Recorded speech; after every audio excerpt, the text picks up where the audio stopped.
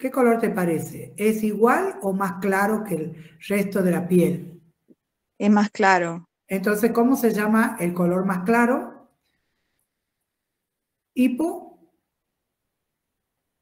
Hipocrómico. Exactamente, hipocrómico. Es una placa con un centro hipocrómico y tiene un borde. ¿El borde de qué color es, Karen? Rojizo. Pero ¿cómo se dice en dermatología ya rojizo? No se dice rojizo, se dice ¿cómo? ¿Alguien quiere Eritematoso. ayudarla? ¿Cómo? Eritematoso. ¿Cómo? Perdón. Eritematoso. Alguien dijo ahí de los muchachos. ¿Quién es el muchacho que habló? Canepa, Lautaro. ¿Cómo el apellido? Perdón, no te escuché. Canepa. Ah, Canepa. Perfecto. Que con vos es con el que hablé. Muy bien. Entonces, el borde es una placa con un centro hipocrómico y un borde eritematoso.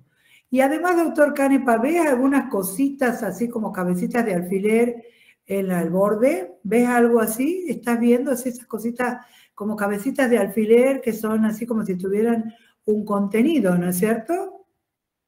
¿O no ven nada? Sí, sí, sí. ¿El resto ve algo o no ve nada? Sí. Esos son elementos como vesiculosos, ¿sí? Entonces un borde eritémato vesiculoso y acá vemos en esta parte, ¿qué lesión es esta? ¿Una escama? Escamoso, muy bien. Entonces vemos una placa con un centro hipocrómico, con un borde eritematoso, vesiculoso y escamoso. Ahora, ¿qué particularidad tiene ese borde? Ustedes observen que hace como arcos. Lo van viendo, que yo sigo el cursor, van viendo la forma arcos. Esto es lo que nosotros llamamos circinado, en arcos.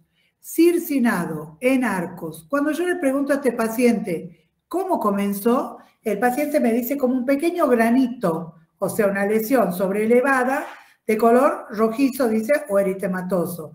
¿No es cierto? Que era una lesión pequeña, sobreelevada, que a medida que pasó el tiempo fue adquiriendo este aspecto. Se hizo hipocrómica en el centro y empezó con ese borde eritematoso con escamas y de contorno borde circinado. Esto, señores, es la lesión elemental de las micosis producidas por dermatofitos, o sea, lo que llamamos las tiñas, ¿sí?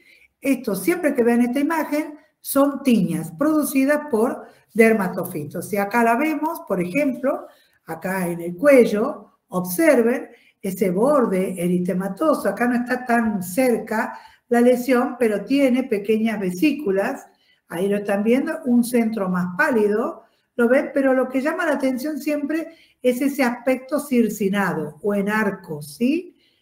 Miren acá en la mano como la placa esa, que es hipocrómica prácticamente en el centro, tiene un borde eritematoso, circinado, y observen de dónde proviene. Miren la lesión a nivel de la lámina unguial, con trastornos tróficos, cambio de coloración. Entonces, esto es lo que llamamos la tiña unguio, la tiña de la uña, o bien la tiña de la mano, eso que es bien característica. Esta es una tiña de piel lampiña del cuello. Acá fíjense la lesión de este lado, del lado derecho, no es tan circinada, ¿la ven? Es redondeada, fíjense el borde, es bien redondeado, pero tiene esa particularidad.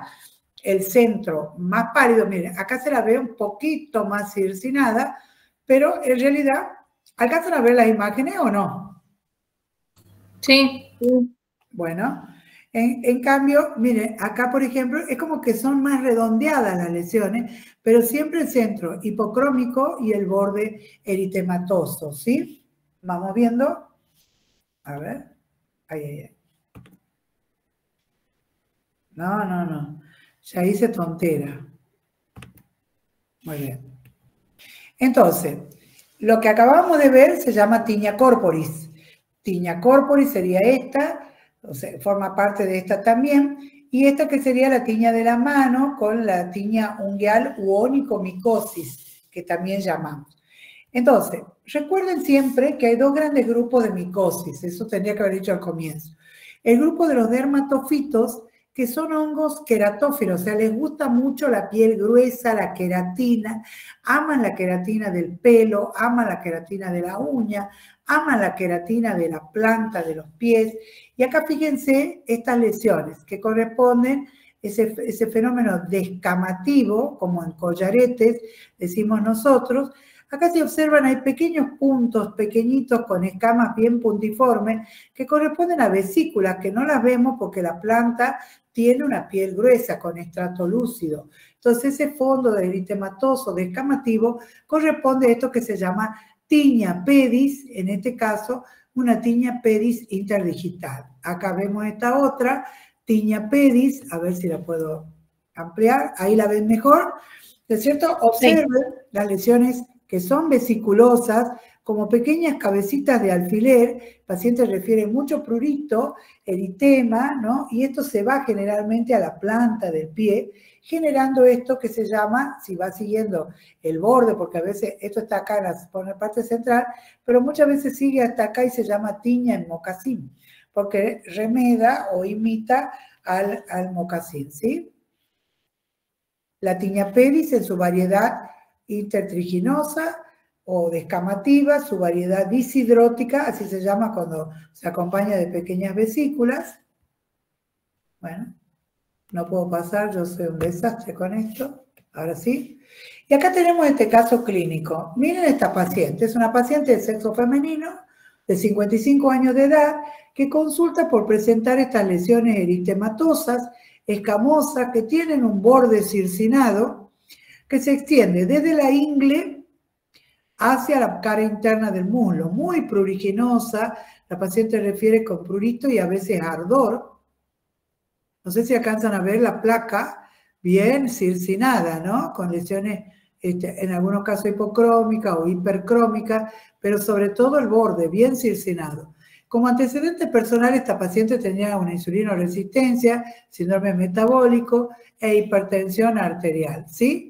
Entonces, acá lo que estamos viendo, acá se ve del otro lado también, una tiña cruris o tiña inguinocrural, ¿sí? En el varón, así se la puede observar, fíjense el fondo más claro, con un borde que acá no es tan circinado, pero sí tiene las vesículas, es eritémato vesiculoso. A ver, lo ven del otro lado. El hongo por lo general no le gusta la zona del escroto, o sea que por lo general muy raramente compromete la zona escrotal, y en cambio sí le gustan mucho los pliegues, ¿sí? Esto es lo que, combinado, cuando a veces produce mucho prurito y se observan muchas vesículas en el borde, se llama eczema micótico, o sea, una reacción de naturaleza alérgica despertada por la presencia del hongo. Acá también tenemos el caso de este paciente que tenía estas lesiones bien circinadas, hipocrómicas en el centro. Acá ustedes ven como un centro más pardo, no eritematoso, porque bueno, el paciente se estaba poniendo crema de macril, de cuadridermo, esas cremas triple, y lo que llamaba la atención era la extensión hacia la cara posterior, la región glútea y la cara posterior del muslo, donde ustedes ven que los bordes son más bien papulosos, no son tan vesiculosos como los bordecitos que le estábamos mostrando hace un rato. Son más bien bordes papulosos, con un tamaño muy extendido, muy diseminado. Entonces, en este paciente, lo primero que hicimos al ver estas características es solicitar un estudio de VIH y por supuesto que dio positivo. Entonces, esto sería una tiña cruris que se extiende a la región glútea en un paciente inmunocomprometido. ¿Está claro el concepto? Entonces, recuerden que las tiñas comunes tienen ese borde eritematoso, vesiculoso, pruriginosa, pálidas en el centro o hipocrómicas. Las tiñas por HIV o por inmunosupresión se las ve así, con ese borde bien papuloso, bien extendido, muy diseminado. Eso nos tiene que hacer sospechar de una inmunosupresión. Bien, en ese capítulo terminamos las dermatofisias. Y ahí les enseño alguna cosa. Si yo tengo que trabajar en pliegues, o sea, indicar un tratamiento para pliegues, ¿qué forma farmacéutica usarían ustedes? ¿Usarían cremas? ¿Usarían pomadas? ¿Usarían líquidos? ¿O usarían polvos? ¿Qué usarían? A ver. Polvo. Crema. Por ejemplo, polvo podría ser una variante. ¿Qué más? Profe, ¿no puede ser aerosoles? Ujú. Muy bien. Pueden ser aerosoles. ¿Quién me dijo eso? Yo, Sofía Guerino. Sofía Guerino. Muy bien, Sofía. Gracias. Entonces, pueden ser aerosoles. Lo que sí, Sofía, hay que tener cuidado que no haya soluciones de continuidad, o sea, fisuras o heridas. ¿Por qué? Porque al tener alcohol, el propelente del aerosol, le va a producir mucho ardor, dolor, ¿sí? Entonces, en general, sí se indican aerosoles, está bien tu respuesta, observando que no haya fisuras o soluciones de continuidad. O si no, también, para la información de ustedes, se usan las soluciones o lociones.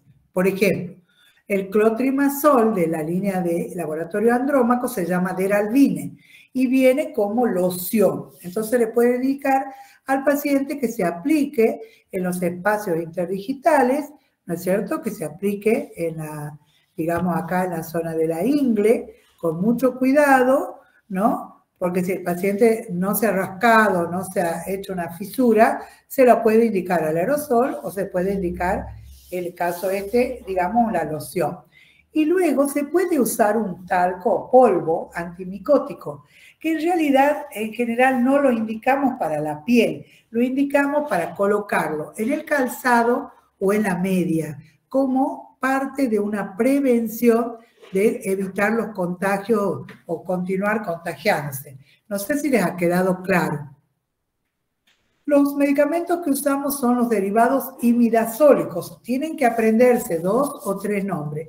Clotrimazol, miconazol, econazol. Eso es. El ketoconazol, que seguro que les va a surgir, no se usa en general ya. Viene ya casi no se lo utiliza y a nivel sistémico ya se lo ha desestimado, ¿no? El ketoconazol. Así que no lo nombren clotrimazol, econazol, miconazol, etc. Eso sería lo tópico. Muchas veces usamos, cuando el paciente no puede comprar esa medicación, una solución antiséptica que rogaría que la anoten, que se llama permanganato de potasio. El permanganato de potasio, por lo general, todos los hospitales y los CAPS lo tienen como sobrecitos con un polvo adentro que ustedes le entregan al paciente y le explican que haga hervir 1 litro de agua, que lo agregue al sobrecito ese con el polvo y que use ese líquido como pañitos o compresas, aplicándolo ya sea entre los dedos de los pies o en las zonas de las partes afectadas, ¿no es cierto? Bueno, por ejemplo, sobre todo es para esta parte que sería de pliegues, más que para la parte de la cara o del cuerpo, ¿no? Entonces, ese permanganato de potasio es un antiséptico que tiene propiedades antimicóticas. ¿Está claro? ¿Está ahí el concepto? Sí. Ahora bien, cuando las lesiones son muy extendidas, como ocurre en este caso, trabajar solo con un polvo, un líquido. Acá, por ejemplo, yo puedo indicar cremas. Puedo indicar crema porque esta zona no tiene humedad, entonces en general le puedo indicar una crema. Le decimos al paciente que se aplique desde la parte externa a la parte interna y le decimos al paciente en general que le vamos a dar una medicación oral siempre que su hígado esté bien. Tenemos que pedir un análisis previo para tratar, ¿verdad? Sobre todo cuando hay onicomicosis, que la onicomicosis por dermatofitos comienza en la parte distal y se extiende hacia la parte proximal. Le produce engrosamiento a la uña y cambio de coloración. Es muy característico la onicomicosis por dermatofitos, de distal a proximal. Y la onicomicosis solo se cura tomando medicación oral. Y ahí les enseño una mnemotecnia o tips para que se acuerden. Los dermatofitos, que son todos varones, les gustan las chicas. Entonces, la droga que se va a usar es la grisofulvina por ejemplo, para la tiña del cuero cabelludo, o la terbinafina, por ejemplo, para estos casos que son de tiña corporis o de tiña ungis o de tiña pedis. Me van entendiendo, ¿no? La terbinafina es la droga de elección, aunque existen los híbridos, que decimos nosotros, que andan bien tanto para dermatofitos como para la cándida, y es el itraconazol. ¿Está claro?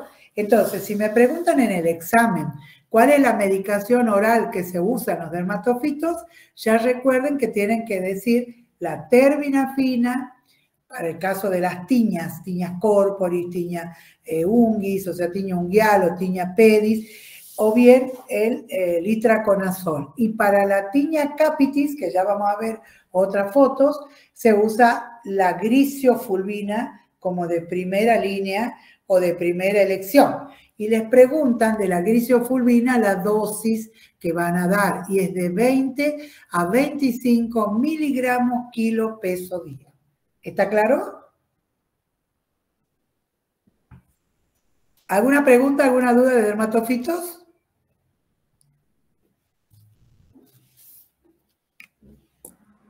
¿Cuánto era la dosis de gliciofulvina? 20 a 25 miligramos kilo peso día. Bueno, muchas gracias. No, por nada. ¿Sí?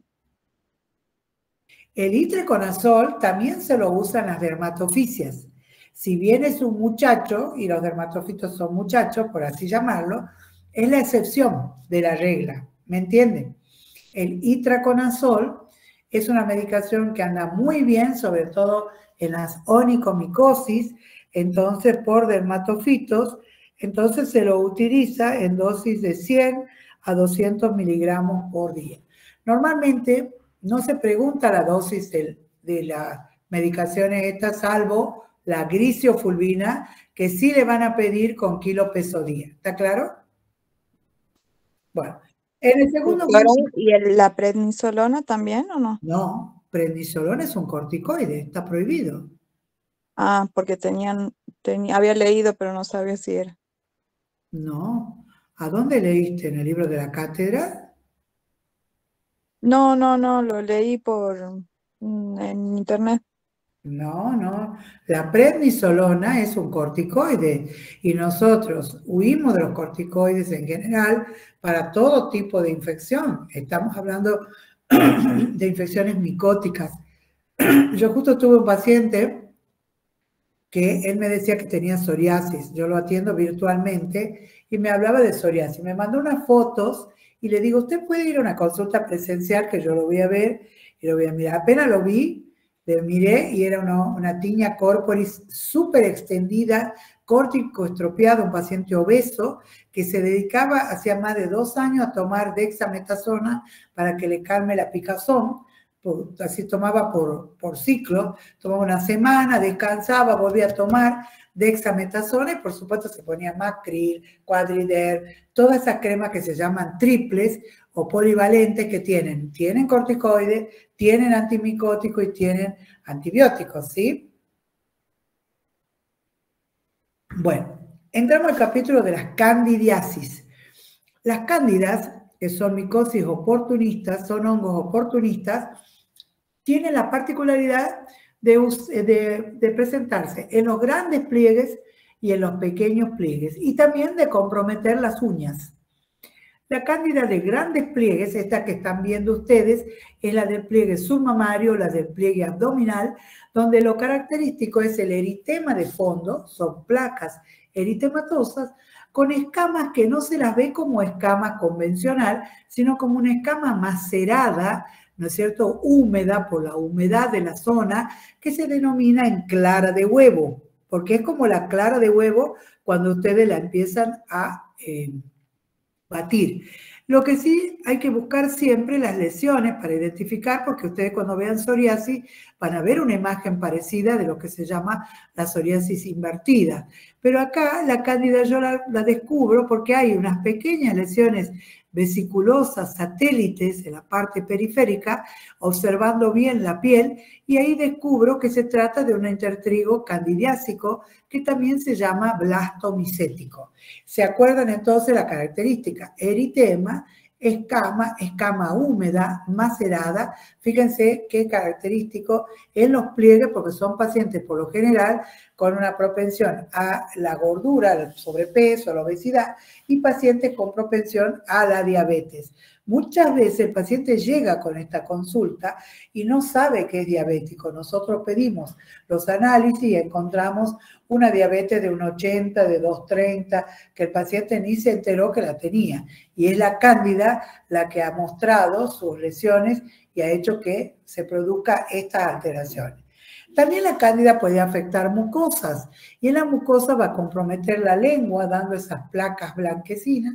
Miren acá en el paladar, placas blanquecinas que se desprenden, ¿no es cierto?, impresionantemente como si fuesen escamas maceradas. Esto es lo que se conoce como muguet, la mucosa afectada por la cándida.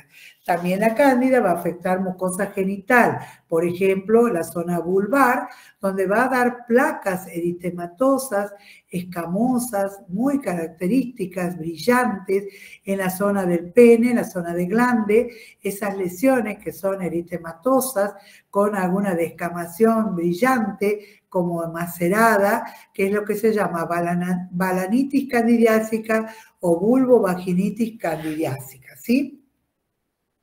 Y dentro de las micosis de la piel, ustedes vieron dermatofisias, candidiasis, y ahora van a ver las saprofisias, que es esta entidad de muy frecuente consulta, que se llama pitiriasis versicolor. Volviendo a la cándida, perdonen para que no me olvide, ¿qué tratamiento se les ocurre que podrían hacer acá? ¿Se podría poner cremas en ese sector? Sí. No, profe, porque es una zona de humedad. Muy bien. ¿Quién ha contestado al último? Sofía. Sofía. Cuando hay pliegues, para la persona, la doctora que me ha contestado hace un rato, no se deben usar las cremas porque se produce mayor maceración, mayor humedad. La crema contiene grasa en su composición. Si le voy a indicar una crema, primero voy a indicarle una compresa que actúe como secante o descongestiva. Esa compresa puede ser del permanganato de potasio, que les dije hace un rato, ¿no es cierto? O bien de té de manzanilla bien frío, que actúa como un descongestivo secante. Retiro esa compresa que la hago con algodón, le digo a la paciente que se seque bien, si tiene un secador de pelo que lo pase mejor por la zona porque se llama calor seco, y recién aplico la crema, ¿sí? Para la persona que me ha contestado, esa sería la explicación. Pero indicar de manera directa la crema no es correcto. No es conveniente. ¿Puedo indicar un spray? Sí. ¿Puedo indicar una loción? También. El talco o el polvo en estos lugares no está permitido porque se produce una maceración mayor. O sea, es como que se empasta y hace como si fuese una mezcla de harina con humedad, por así llamarlo. La gente tiende a ponerse maicena, eso también está prohibido. Les voy contando porque les van a preguntar en el examen, ¿no? ¿Y usted le indicaría maicena a la paciente? No, jamás, porque la maicena va a permitir que fermente y prolifere más el hongo. ¿Está claro? Bueno, acá en este caso se usan las soluciones orales que vienen de nistatina. La nistatina sirve para hacer la limpieza perfecta del área esta del muguet producido por la cándida. Y en estos sectores también usamos mucho las compresas de permanganato de potasio y acá sí usamos directamente la crema, pero previo a la aplicación de permanganato de potasio, por ejemplo, o de compresas de té de manzanilla frío, ¿sí? Entonces, vamos a las saprofisias. La saprofisia se encuentra esta patología que se llama pitiriasis versicolor. La pitiriasis versicolor es producida por la Malassezia furfur. La Malassezia furfur es un hongo que es la forma esporulada, el esporo, del Pityrosporum ovale, que es el causante de la caspa. En general, la pitiriasis ocurre en pacientes jóvenes, generalmente deportistas o que transpiran mucho, y ocurre en áreas donde hay mucha secreción sebácea. O sea que este hongo se alimenta del sudor, de la humedad y de la secreción seborreica. Lo que se llama el espectro de versicolor es porque por lo general se corresponden a pequeñas placas o máculas hipocrómicas, a veces hipercrómicas y a veces eritematosas, que no tengo acá la foto, donde alternan, ¿no es cierto? Y esas placas se coalescen o unen, ¿no es cierto?, haciendo verdaderas lesiones unificadas, a veces son aisladas, pero son como lentejas, decimos hipocrómicas lenticulares. Ven que tiene la formita de la lenteja y ocurre en estos sectores. La gente dice, tengo un hongo por el sol, porque aparecen o se evidencian más en la época de verano, pero en realidad el efecto es la suma del sudor y de la secreción seborreica. Entonces, en este paciente tenemos que hacer un tratamiento local, que cuando son poquitas lesiones nos quedamos con tratamiento local, pero en estos casos que la lesión está muy extendida, tengo que hacer un tratamiento sistémico. Acá, a este muchacho, a esta chica, la Malassezia, perdón, le gusta un muchacho que es el fluconazol, al igual que a la cándida. A la cándida, por vía oral, le gusta el fluconazol. ¿Se acuerdan que yo le dije? A los dermatofitos varones le gustan las chicas, que era la terbinafina, la grisofulvina y el híbrido, que es el itraconazol. A la cándida, que es mujer, le gustan los muchachos. Y los muchachos son el fluconazol y el itraconazol. El fluconazol viene para darlo en dosis de 150 miligramos una vez por semana, y el itraconazol viene de 100 o de 200 miligramos para darlo uno por día o cada 12 horas y durante 7 a 14 días, no más de eso. Entonces, recuerden siempre esa mnemotecnia. A las cándidas les gustan los muchachos, fluconazol, 150 miligramos, itraconazol, 100 o 200 miligramos cada 12 horas o por día, ¿sí? Y en la pitiriasis versicolor, como es Malassezia, la Malassezia, que es una chica, le gusta también el fluconazol, 150 miligramos una vez por semana, o el itraconazol, 100 miligramos cada 12 horas durante 14 días. El proceso de la administración hay que ir controlando y no se le puede dar a cualquiera. Tienen que tener cuidado si el paciente está tomando antiácidos, siempre se disminuye la capacidad de acción del antimicótico porque compite con, el citocromo P450 a nivel del hígado. Entonces ustedes siempre tienen que preguntar, ¿está tomando antiácido? También ahora se ha visto que con los antialérgicos también disminuyen la eficacia del antimicótico, ¿no? Porque ustedes se van a encontrar con pacientes que dicen, yo hace un año que tomo fluconazol, doctora, y no me hace nada. Y es porque no le han preguntado qué otra cosa está tomando, que pudiera competir a nivel de la metabolización del hígado, ¿sí? No se olviden de eso porque ustedes van a ser clínicos y tienen que ser muy buenos en el interrogatorio, ¿sí? ¿Ha quedado alguna pregunta, alguna duda? En la pitiriasis versicolor, porque es necesario explicarle al paciente que la humedad, se imagina Tucumán en el verano, que uno de estar parado nomás transpira, tienen que explicarle, o si son futbolistas o rugbyistas o rugby, tienen que explicarle que tienen que hacer cambios frecuentes de la ropa. Es muy importante cambiar la ropa y no permanecer porque el esporo del hongo queda en la ropa y vuelve a contagiar. Que no se presten las toallas, que tanto la ropa de cama, que serían sábanas, toallas, como la ropa de uso personal, deben ser pasadas plancha caliente. El calor seco lo destruye al hongo. Entonces, es muy importante explicarle a este paciente que su tratamiento va a durar 6 meses, que tiene que volver una vez por mes a control. ¿Por qué? Porque la malacesia se acostumbra al antimicótico que le están dando, ya sea tópico o lo sistémico, y de repente no hace nada de efecto. O si no, el paciente hace mal el tratamiento, pasa un año y vuelve de nuevo y dice, doctora, mire, o doctor, mire, me volvió a salir las manchas del sol. Entonces, el diagnóstico diferencial de estas lesiones hipocrómicas sería con el vitiligo. ¿Se acuerdan que lo hemos visto en las lesiones elementales? ¿Sí? ¿Alguna pregunta, alguna duda de esto?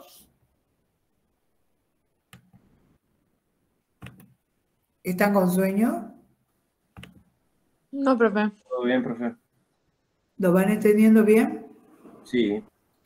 Lo más importante es que se acuerden de estos tips que yo les cuento, porque de verdad esto es lo que les preguntan en el examen. Todo lo que yo les estoy diciendo, le van a preguntar en el examen, ¿sí? Así que es muy importante que lo sepan para que así no se equivoquen y no tengan problemas. Estaba buscando la diapositiva de diagnósticos diferenciales, porque realmente el diagnóstico diferencial es muy importante, ¿no? El diagnóstico diferencial de la parte, digamos, de la parte esta es muy interesante. Repaso 2, doy 12, estoy en repaso acá, en bacterianas y micóticas. Tengo que buscarla, no la termino de encontrar. No es repaso 3. Yo tengo que ver repaso bacterianas y micóticas. Acá está. Acá deben estar las micóticas atrás. Abrir. A ver, vamos a pasar a las micóticas. Acá están las micosis. Para que terminemos el capítulo de micosis. Esto es solamente dermatofisias para que ustedes vean acá la lesión que yo les nombraba, esa lesión que tiene el centro pálido y el borde eritematoso vesiculoso. Esa es la tiña corpori, ¿ven? Acá están los diagnósticos diferenciales. Con la lepra tuberculoide, que ustedes ya la han estudiado, que tiene un borde pero que es papuloso o micropapuloide, no es vesiculoso, pero miren qué parecida que son. Con el eritema multiforme o polimorfo, que ya lo van a estudiar más adelante, igual que el granuloma anular. Estos son los diagnósticos diferenciales que nos planteamos cuando tenemos tiña, ¿no? También tenemos esto que es la tiña capitis, que no quería dejar de mostrarles. Esta tiña capitis se caracteriza, se da sobre todo en los niños, porque en el adulto, en el adolescente ya produce, con la secreción hormonal, va a producir el ácido undecilénico, que es un ácido antimicótico. Entonces, en el adolescente o en el adulto es difícil de encontrar esta tiña capitis, salvo que sea un paciente inmunosuprimido por HIV o por alguna patología neoplásica. Esa tiña capitis, que es una tiña no inflamatoria, se caracteriza por la pérdida circunscripta del pelo en forma redondeada, donde ustedes van a ver escamas, muchas escamas, pelos cortados a distintos niveles. Entonces decimos nosotros, es una placa sucia. En cambio, el diagnóstico diferencial es con la alopecia areata, que también es la pérdida de pelo redondeado, por eso se llama areata, pero acá es una placa limpia, no hay escamas, puede haber pequeños pelitos, digamos, débiles como pelucitas, pero nada que ver. La tiña inflamatoria del cuero cabelludo se llama querión de Celso y se caracteriza por esa placa que está sobreelevada con múltiples lesiones fistulosas que yo presiono y salen por las distintas bocas, salen lesiones exudativas que corresponden, digamos, a las secreciones. Esta querión de Celso, digamos, es muy característico en la inflamación, pero no significa que haya bacteria agregada, significa que hay una lucha inmunológica entre el hongo y las defensas del paciente. Por eso a este paciente no se le da antibiótico, se le indica un corticoide. Acá la prednisolona puede andar bien, la que decía hace un rato usted, la prednisolona, porque hay que desinflamar esa respuesta inflamatoria de la presencia del hongo. Para todos, ¿sí? Tengo una duda. ¿Querión de Celso entonces es inflamatorio, pero adicionalmente tiene un hongo? No, el querion de Celso es una tinea capitis inflamatoria. Ah, Esta es una entonces, tinea capitis no inflamatoria y esta es una tinea capitis inflamatoria. Usted vea la diferencia de que acá solo tiene la placa, ¿no es cierto?, sin pelo, alopécica, y con escamas, escamocostras ahí, pero limpia, pero digamos nada más que eso. En cambio acá hay una elevación de la piel con múltiples bocas fistulosas, ¿sí? Que usted la presiona y sale como signo de la espumadera, se llama, ¿no? Esto es no porque haya una infección agregada, una bacteria agregada, sino porque hay una respuesta inmunológica a la presencia del hongo. Por eso hace esa reacción inflamatoria. ¿Lo ha entendido? sí, a ver si, perdón. Cuando se duda, por ejemplo, llega un chiquito o es un sobrino o un familiar, le dice a la madre, che, mira, tiene esta peladilla acá, ¿qué será? Y ustedes la ven medio sucia, ¿se acuerdan de este concepto? Y tienen la duda, si no saben si es una areata o esta, tienen que pedir lo que se llama examen micológico directo y cultivo de la lesión localizada en cuero cabelludo. Siempre deben hacer el estudio previo para confirmar diagnóstico y poder hacer el tratamiento. Acá la droga de elección, más que tratarlo localmente con algún derivado imidazólico, es darle por boca al paciente la gliciofulvina. ¿Se acuerdan que decíamos que la gliciofulvina era para la tinea capitis, que era de 20 a 25 miligramos kilo peso día? ¿Sí? Y el querion de Celso voy a darle un tiempito de corticoide para desinflamar y luego ya paso directamente a la gliciofulvina. Hay algunos dermatólogos que en forma simultánea dan el tratamiento con la gliciofulvina y con la, ¿cómo se dice? Con la prednisona, ¿sí? Un diagnóstico diferencial, entonces, la alopecia areata, que es una placa limpia que tiene una respuesta autoinmune, o sea, la causa es inmunológica, y esto que es el lupus cutáneo crónico, que es la evolución de una placa eritematosa, escamosa, que deja esto como una atrofia cicatrizal, porque acá va a haber una alopecia cicatrizal. Este paciente no va a poder tener más pelo en este sector. En cambio, en la tiña, en el querion o en la alopecia areata, el paciente puede volver a repoblar, ¿sí? Acá les muestro otro ejemplo de lo que ya les dije, la tiña pedis, la forma interdigital, ese collarete descamativo, ¿lo ven? La hiperqueratósica, que es la otra variedad, cuando la piel está gruesa en la planta del pie, la forma disidrótica, porque tiene múltiples vesículas pruriginosas, que yo les mostré la foto de la que estaba en el ángulo del pie, ¿se acuerdan? La del contorno del pie, que les decía que después se llama tiña en mocasín. Y la sobreinfectada, que es cuando ustedes sienten y ven secreción como purulenta, con eritema, el paciente refiere dolor, hay edema, que en realidad no se dice sobreinfectada, sino se dice impetiginizada, porque es la complicación inducida por la bacteria, ¿sí?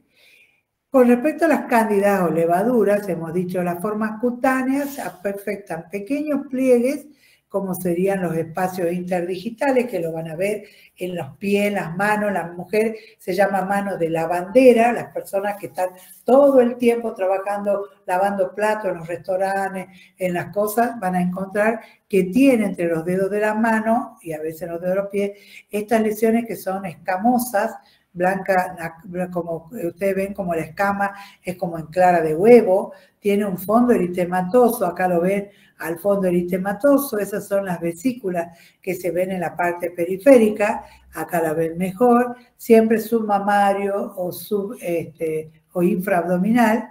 La cándida que afecta a la levadura, la mucosa, son el muguet, que acá lo ven como ya les mostré, las placas esas mucosas blanquecinas, la balanopostitis, que es más característica, esta foto está mucho más clara porque ven el fondo eritematoso y la escama, y en la mujer ese fondo como si fuese brillante, nacarado, y es el flujo, inducido por la cándida también, ¿no? Con el eritema y la coloración esa como perlada, decimos nosotros.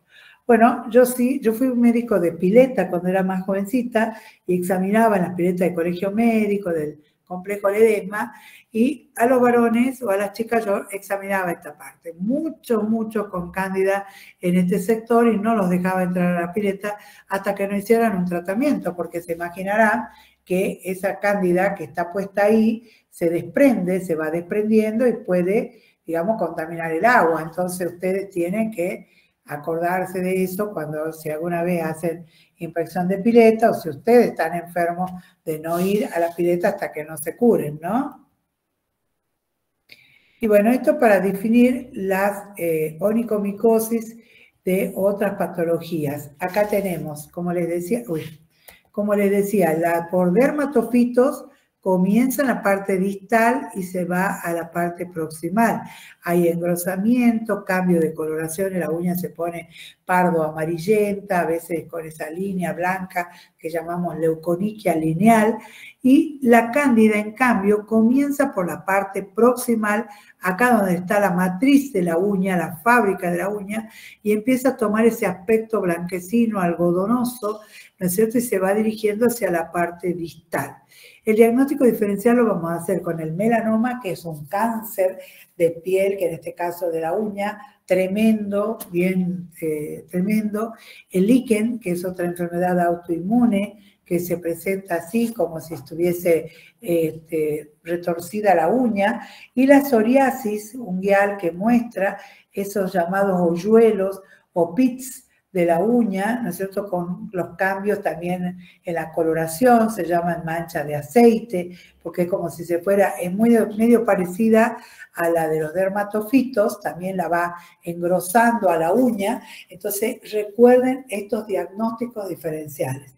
Recuerden que esto se trata no con el Unesia que sale en la televisión, sino enviando al podólogo para que limpie y adelgace la lámina unguial, que es muy gruesa, y recién indicar una laca con algún antimicótico, un esmalte que se llama laca, es con la ciclopiroxolamina, la amorolfina, son varios nombres que van a tener que memorizar aunque sea uno, y luego por boca en el dermatofito puedo dar la terbinafina o el itraconazol, en cambio en la cándida puedo dar el fluconazol o el itraconazol. Siempre es importante pedir el estudio micológico directo y el cultivo, porque ha pasado de un paciente que tenía esta lesión y el dermatólogo lo tuvo años tratando como hongos y en realidad se trataba de un cáncer. Cuando fue al hospital italiano,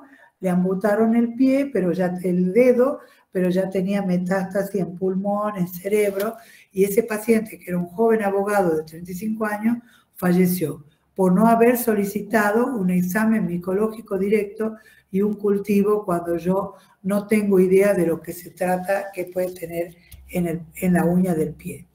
¿Hay alguna pregunta, alguna duda?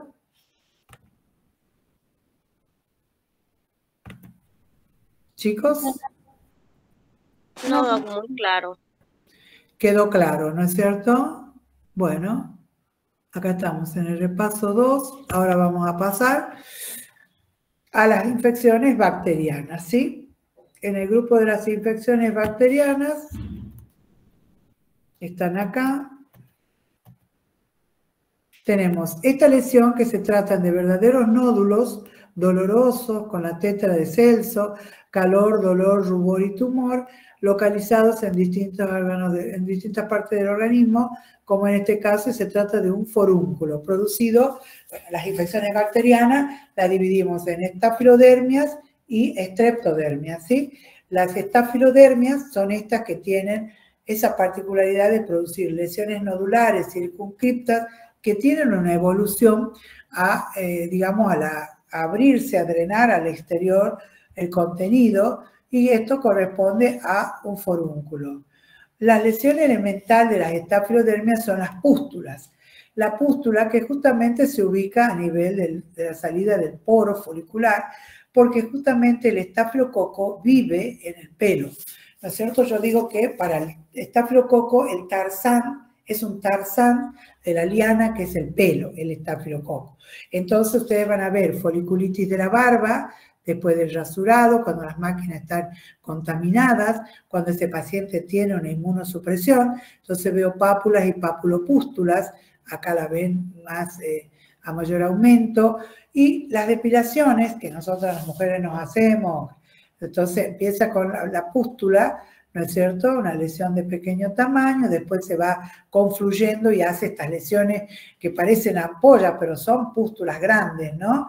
Pústulas grandes, acá lo ven mejor, cuando recién comienza como una lesión de pequeño tamaño, una pustulita, luego se empieza a hacer más grande con una base eritematosa, luego acá, por ejemplo, ya resuelto, se desprendió y dejó la descamación, ¿sí? Entonces, dentro de la estafilodermia tenemos las que comprometen anexos, que en este caso sería el anexo del pelo, las lesiones como forúnculo, ¿no es cierto? O ya vamos a ver la forunculosis.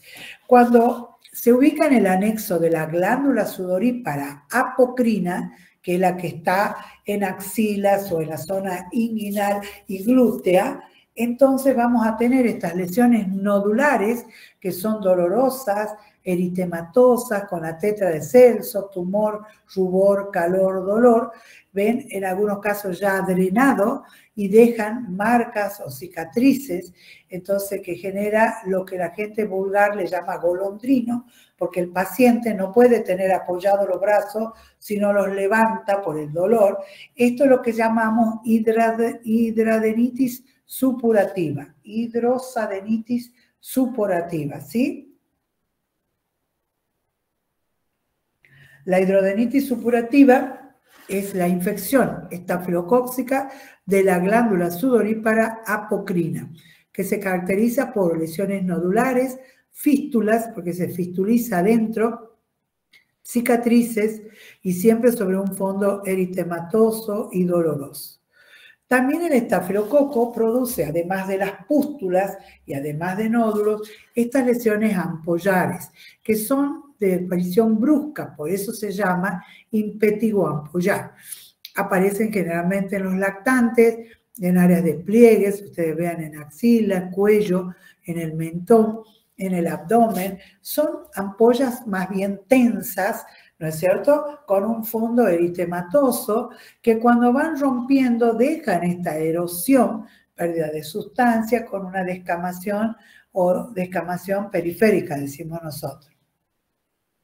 Ya en el capítulo del estreptococo, que es la otra bacteria importante que deben conocer, tenemos el estreptococo que induce lesiones eritematosas por su toxina eritrogénica. Acá tenemos esta clásica que es la erisipela. El paciente primero tiene fiebre, chucho, escalofrío, lo llevan a la guardia, le ponen dipirona, le ponen algo, hasta puede tener náuseas y vómitos, hasta que finalmente comienza con la aparición de una placa eritematosa, edematosa, dolorosa, con límites bien definidos, que significa la erisipela. Ahora, para que se produzca esta infección, debe tener el estreptococo una puerta de entrada. Por lo general, la puerta de entrada, pregunta de examen, es el intertrigo producido por el hongo, o sea, una tiña pedis. ¿Está claro? Aunque muchas veces el hongo está acá, la forma hiperqueratósica, entonces el hongo está en la zona del talón, hiperqueratosis, pero generalmente fisurado. Entonces entra por ahí el estreptococo y produce la afectación sistémica, primero con fiebre, chucho, escalofrío y luego la placa eritemato-edematosa. La erisipela se localiza con mayor frecuencia en el tercio inferior de la pierna, pero también puede ubicarse en la cara. Y fíjense acá la placa eritematosa como edematosa, miren el lóbulo de la oreja.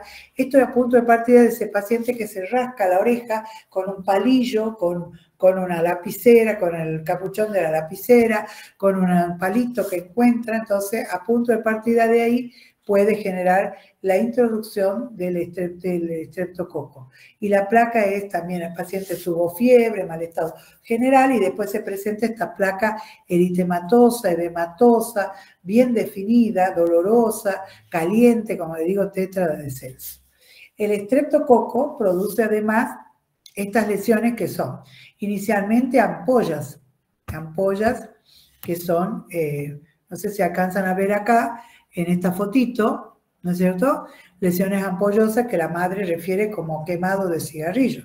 Esto se ve mucho en el verano cuando empiezan a usar las piletas, sobre todo las piletitas pelo pincho, ¿no? Entonces el paciente mismo se vuelve a contagiar.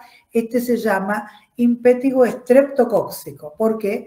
Porque el paciente ha tenido ampollas, como quemado de cigarrillo, que rápidamente se secan formando una erosión, costras, que tienen una particularidad, el color ese amarillento, que le da el nombre de costra melicérica. Esa costra amarillenta es melicérica. Y ustedes ven la ubicación, que es generalmente la cara periorificial. ¿Por qué? Porque el estreptococo vive en la zona de la rinofaringe. Entonces, cuando ese paciente le da condiciones de humedad, de transpiración, de calor, entonces comienza a producir las ampollas y se extiende rápidamente, porque ese niño se rasca, se la lleva las lesiones al resto del cuerpo, ¿no? Entonces es muy importante que recuerden estas imágenes que son para no olvidárselas más, ¿sí? Como sellos, digamos, la imagen del estreptococo, ¿sí? Entonces, en líneas generales, para las estafilodermias usamos antibióticos tópicos como serían la mupirocina o el ácido fucídico, y por vía oral, generalmente en este último tiempo, como hay mucho estafilococo meticilino resistente, o sea, ya no le hace nada el clotrimoxazol, o no le hace nada, la amoxicilina, la cefalexina. Entonces, generalmente cultivamos. ¿Para qué pedimos? Examen bacteriológico directo y cultivo y antibiograma, que nos dice a qué antibiótico es sensible para trabajar de manera directa. Los tópicos son siempre lo mismo, la mupirocina y el ácido fucídico. Eso es lo más importante. Ahora, yo pondría directamente la crema acá. ¿Qué opinan?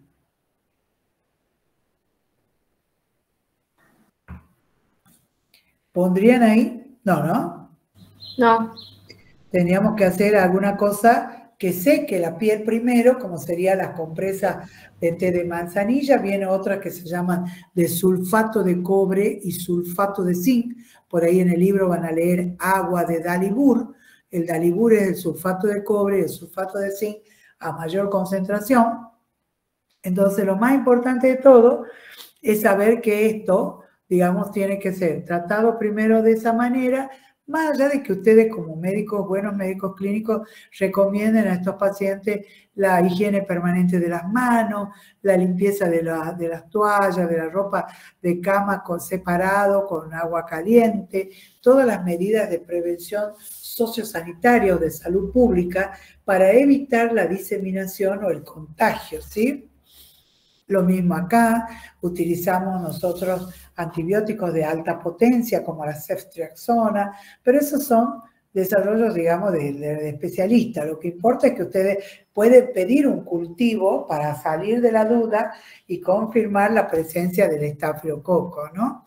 Con el estreptococo, la droga de elección es la penicilina G-benzatínica 2.400.000, y volvemos al capítulo de sífilis. ¿Se acuerdan que lo hemos charlado? 2.400.000, no 2.400.000, 2.400.000, nos digan correctamente 2.400.000. Es intramuscular, se aplica una por semana, en general en la erisipela se dan 3, se puede repetir al mes una más, pero en líneas generales, si no se hace penicilina porque es alérgico, acá usamos el Bactrim fuerte, nombre comercial, y el nombre químico es, el genérico es clotrimoxazol, sulfametoxazol, clotrimaxol, ¿sí? O sea, es importante, trimetroprima, sulfametoxazol es el Bactrim fuerte. sería una opción. Hoy por hoy los infectólogos dan mucho la clindamicina, que viene ya de manera oral también, ¿no? Y en el impétigo, ¿sí? Disculpe, en la clase habían dicho que si eran alérgicos a la penicilina, se podía dar eritromicina o claritromicina también. Claro, la eritro ya casi no se la usa, porque ustedes saben que es cada 6 horas. Y yo no sé quién se acuerda de tomar un antibiótico cada 6 horas. En líneas generales, ya casi no se la usa. La claritromicina puede llegar a ser, pero mucho más de alto impacto y de mejor resolución son los que yo le acabo de nombrar. Es obviamente que ustedes tendrán que repetir lo que le dijeron en la clase, pero pueden anunciar y no les van a decir mal. Si dicen la doctora Gómez en el taller virtual nos dijo que sería mejor o más conveniente tal cosa, ¿me entienden? También No, nos dijeron de la cefalexina, no del ceftriaxona. ¿para qué? ¿Para la celulitis, para la erisipela? Sí. No, perdón. Para otra estafilodermia. Estáfilo. Sí, disculpe. Me equivoqué. Claro. Bueno, ustedes digan lo que les han dicho ellos, yo no voy a entrar a discutir. ¿Quién ha dado esta clase? ¿Se acuerda?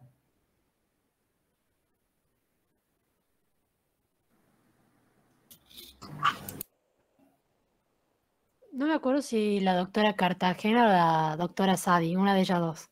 Claro, después era la doctora Cartagena, que era rubia. Sí, Sí. creo Sí, que creo que ella era. Claro, bueno. Bueno, por eso son formaciones de cada profesional y no está mal, pero lo que pasa es que uno va mirando la realidad del hospital, digamos, ¿no? Que es la idea de saber, ese paciente ya viene tomando cefalexina por problemas de angina, en el CAPS ya le han dado, o en la guardia pediátrica, o amoxicilina, clavulánico. Entonces, no es tan fácil de sacar el estrepto o el estáfilo con esas medicaciones. Prácticamente van quedando en desuso. Igual, Sí. Nada.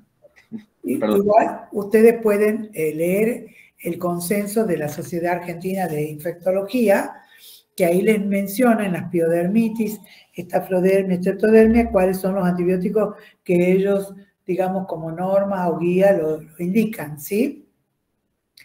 Lo que quiero decir del impétigo del impétigo estreptocóxico, es que también no puedo aplicar la crema de manera directa, debo limpiar la zona, pueden usar un antiséptico como la clorexidina, que viene en espuma, para decostrar, sacar las costritas, y luego aplicar, digamos, la cremita antibiótica tópica, como mupirocina, como, ¿cómo se dice? Como ácido fusídico, que les decía hace un rato, ¿no?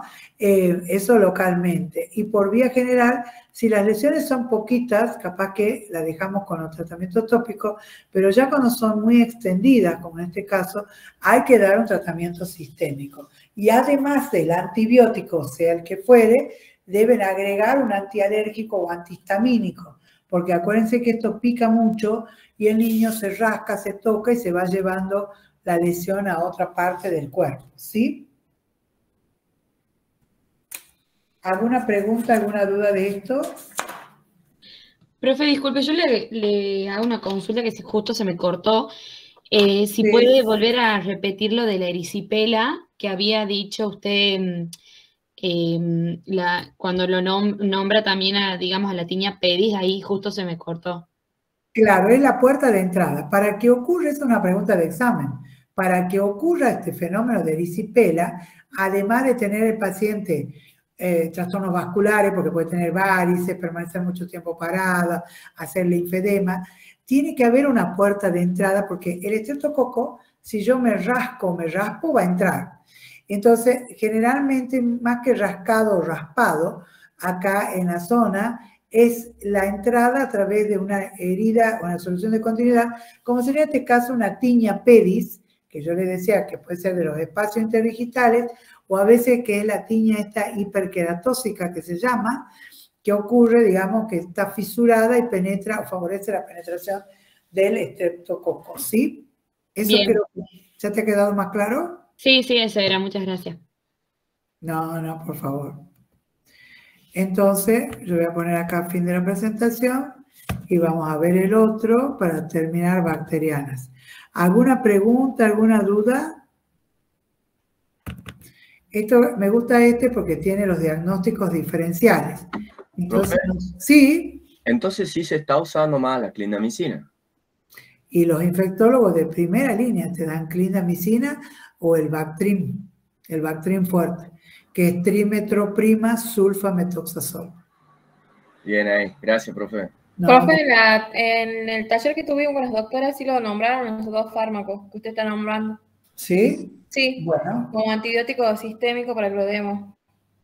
Con clindamicina y trimetopina sulfametoxazol. perfecto. Bueno, está bien entonces.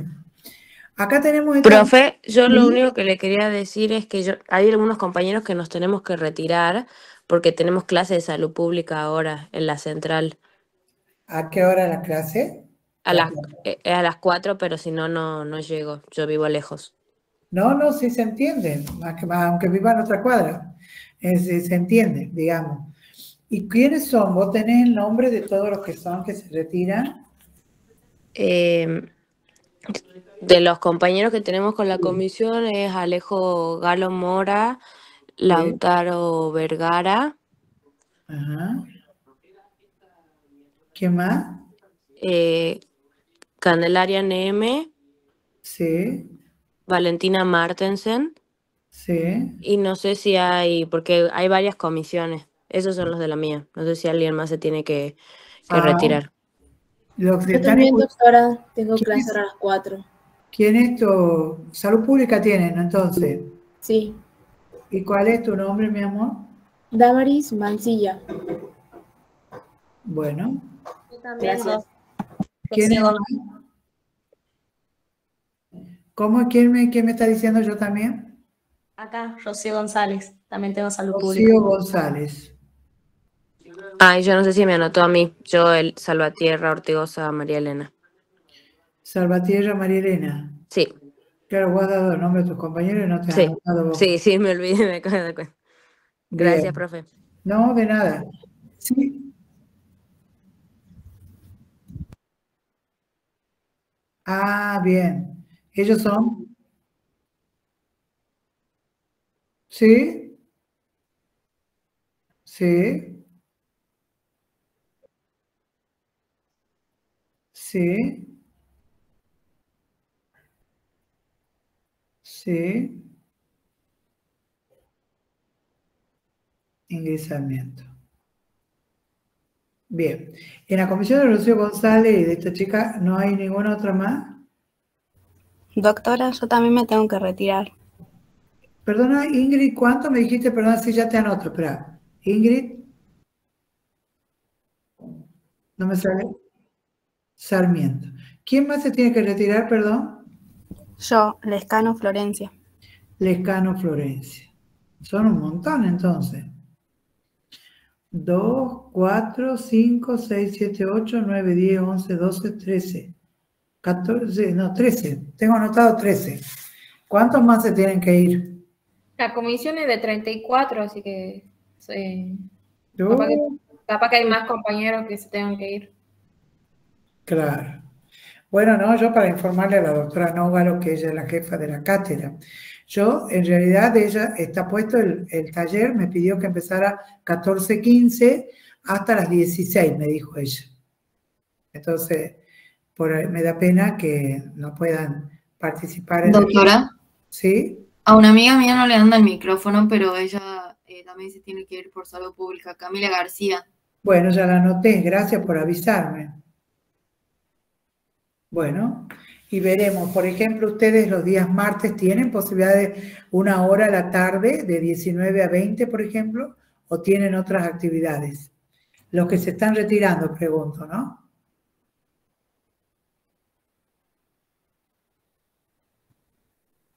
¿A qué hora sería, doctora?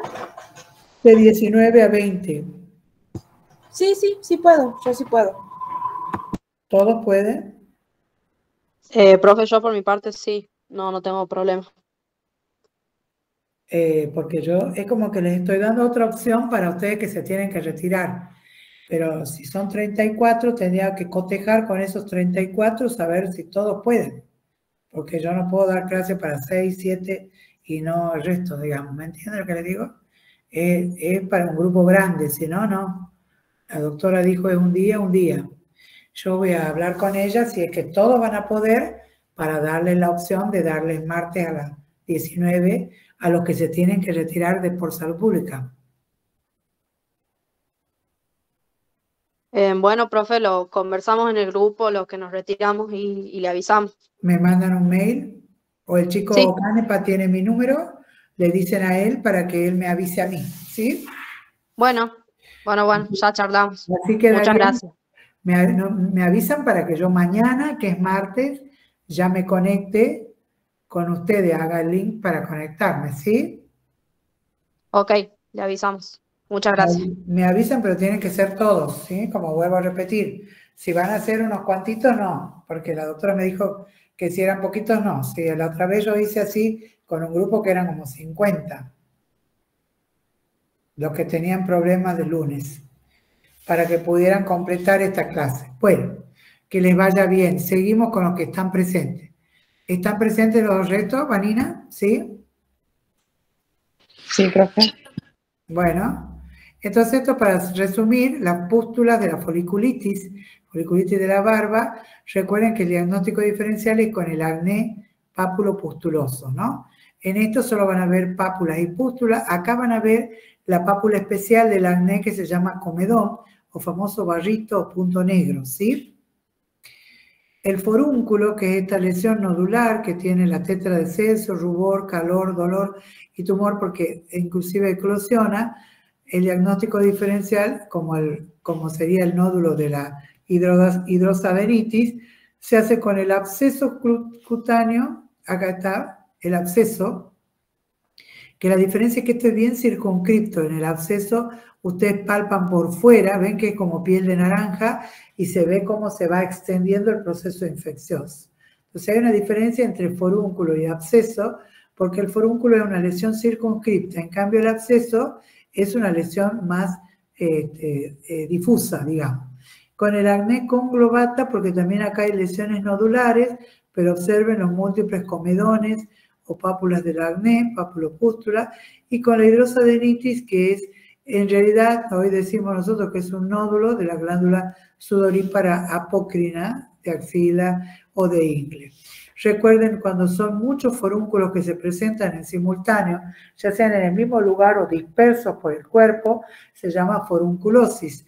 Y en eso es muy importante buscar los factores condicionantes como diabetes, el tratamiento prolongado con corticoides, otras causas de inmunosupresión.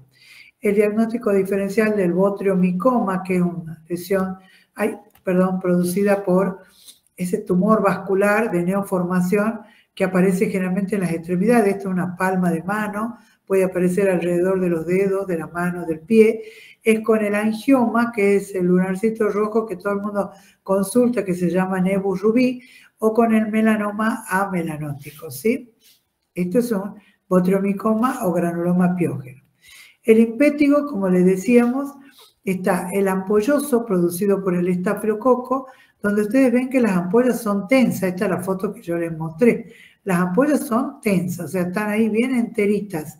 Después, cuando se rompe, dejan erosión y dejan costras, pero por lo general se ubican en pliegues. A diferencia del impétigo del estreptococo, que la lesión es prácticamente la ampolla no se ve, pero sí se ve la costra que deja. Ahí tienen la ampolla, pero sí la costra amarillenta o costra melicérica que la produce el estreptococo. Con respecto a la erisipela, ahí lo nombramos, ahí está esa placa eritematosa, edematosa, a veces puede ser ampollar, con fiebre, mal estado general, tanto en la pierna como en la cara, bien delimitada. Observen que tiene un límite bien neto. La diferenciamos con la celulitis infecciosa, donde no hay un límite neto. Ven que el proceso infeccioso es difuso, se va como corriendo, como hace un rato les mostraba de forúnculo y de absceso, la diferencia, ¿no? Esto es como no tiene un límite definido en el caso de la celulitis. El ectima, que es la lesión ulcerosa, ¿no es cierto?, que se produce en estos pacientes que tienen, por ejemplo, erisipelas a repetición producida por el estreptococo, es una úlcera que llamamos ensacabocado o redondeada, bien característica. Ahí hay una coloración como amarillenta o como, perdón, como color miel, como melicérica, que nos orienta a pensar en el estreptococo. Y el diagnóstico diferencial es con la úlcera varicosa o con las vasculitis, que son esos fenómenos purpúricos donde yo presiono y no desaparece el eritema, ¿sí? Muy bien. ¿Quedó claro bacterias y micóticas? ¿Hay alguna pregunta, alguna duda de esto? No, profe. Bueno, pasamos rápidamente. Doc, sí. Yo tengo una duda con respecto al impétigo. En el libro, por ejemplo, lo divide, ¿verdad?, en lo que produce el estrepto y el estáfilo. Sí. Pero dentro del estáfilo lo subdivide a su vez, digamos, en no ampolloso y en ampolloso. Claro. Sí, eso es una división. Sí. Es una división muy exquisita, porque los dos producen ampollas, ¿te das cuenta? Claro. En realidad, el muchacho el estafilococo siempre ha producido pústula y de pronto apareció produciendo ampollas. Y hay momentos que no, o sea, no, cuando aparecen bruscamente las lesiones, pues impétigo viene de la palabra latina ad impetum, que significa bruscamente. O sea, son procesos agudos. La mamá o el papá o el otro, decir hace 3 días, hace 2 días, hace una semana como máximo. Son agudos, ¿sí? Y son así, bien demostrativos de tanta lesión. Entonces, sí está bien lo que dice el libro, pero en realidad nosotros, para simplificar y para que les sea más fácil, es recordar que los dos son ampollosos, pero el pétigo del estáfilo, la ampolla es como más tensa, en cambio el estrepto rápidamente se cubre de una costra melicérica, ¿me entendés? Como que rápido se resuelve y hace la costra melicérica, ¿te das cuenta? Esa es la diferencia. Claro. Mostrar un no ampollar del estafilococo ya es más complejo y nosotros, inclusive los dermatólogos generales, le dejamos eso para el dermatólogo pediátrico, porque eso lo vas a ver si haces pediatría. Claro. Bien, Ahora, bueno, gracias, Doc. ¿Le entendiste entonces un poquito? Sí. Y yo lo que leí en el libro es que el del estrepto también se llamaba de Tilbury Fox. Entonces ahí me confundí. Sí.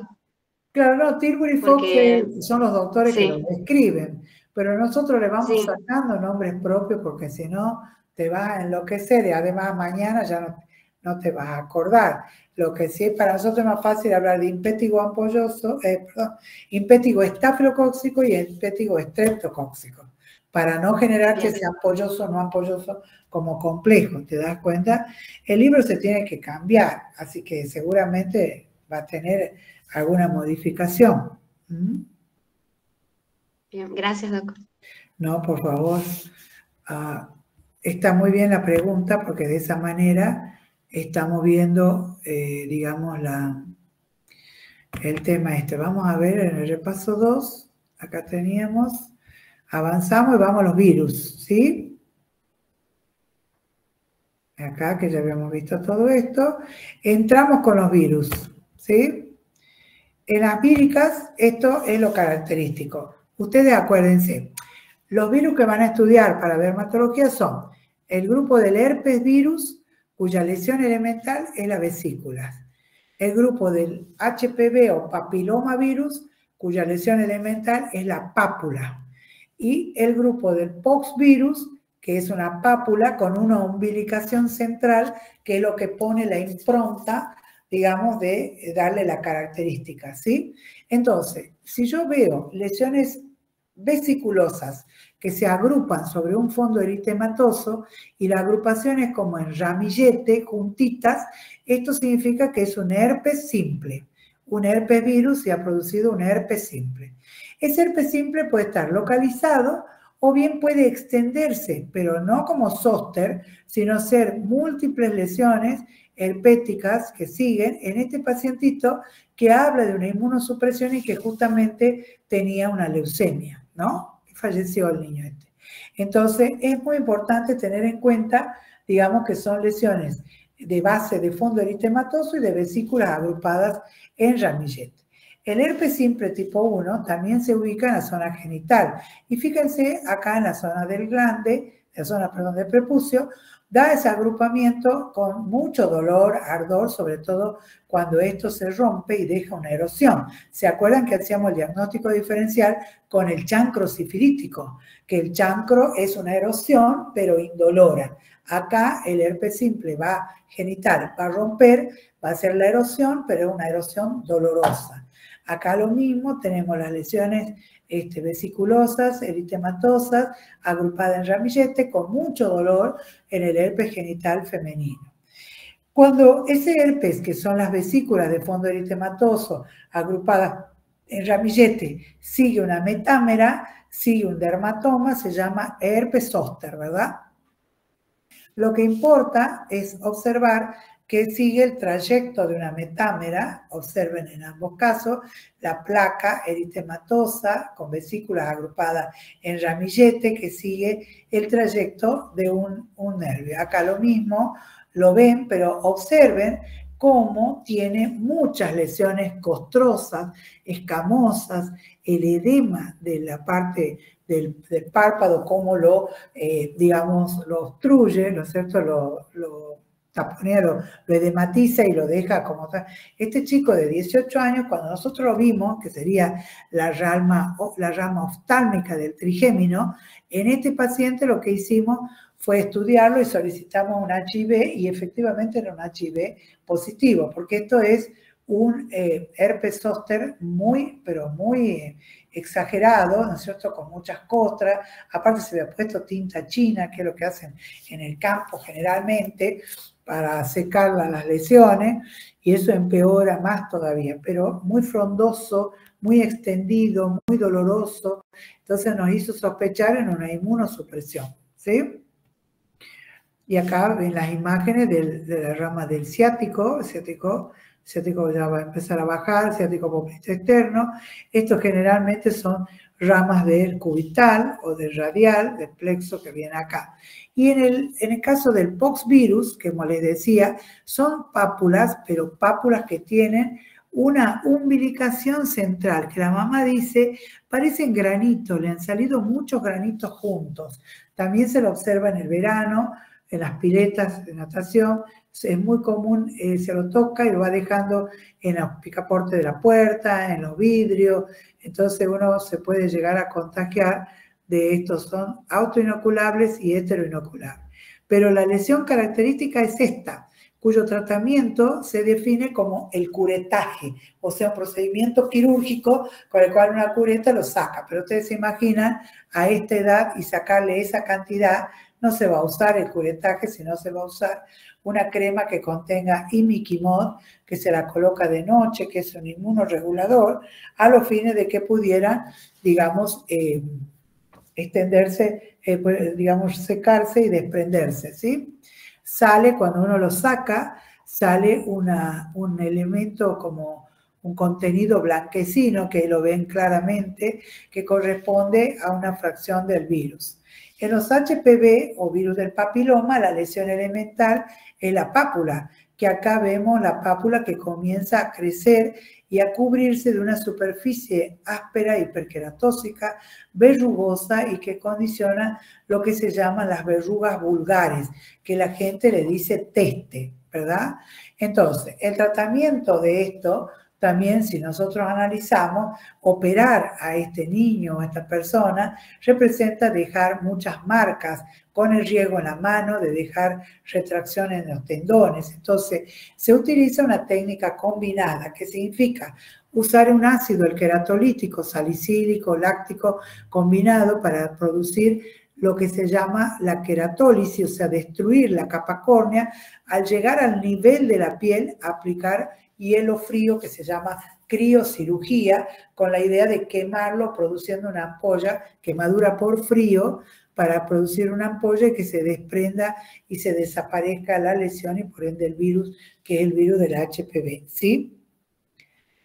Entonces, además, este señor, el HPV, no solo produce lesiones en la piel, también le gustan las lesiones mucosas, y en las lesiones mucosas tiene esa particularidad de ser una pápula que se agrupa o es confluente, dando, digamos, este aspecto en coliflor o en cresta de gallo, decimos nosotros, esto agrupado en lo que se conoce con el nombre de condiloma acuminado, hoy por hoy llamado más verrugas genitales.